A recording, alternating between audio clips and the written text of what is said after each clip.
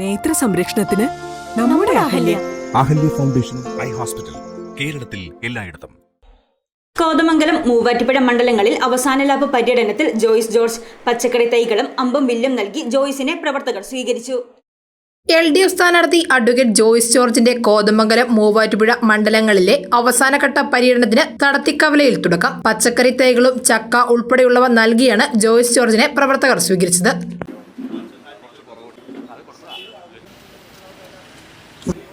അമ്പുവില്ല് കൊടുത്തുകൊണ്ട് മഹാഭാരത യുദ്ധത്തിൽ കൃഷ്ണൻ തേര് തെളിച്ചെങ്കിൽ അർജുനൻ.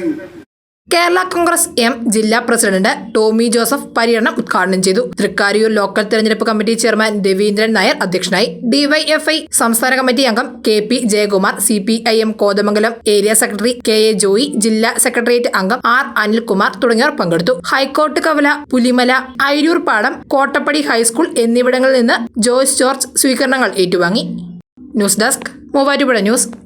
കോളേജിന് നാക്കിൻ്റെ A++ അക്രഡിറ്റേഷൻ ഉണ്ട്. ഇപ്പോൾ അതേ കോളേജ് ഓട്ടോണമസ് ആയി.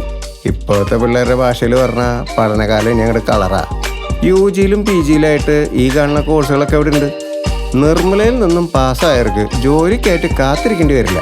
Nirmala College, Muvatupuzha, an inspiring journey into the future.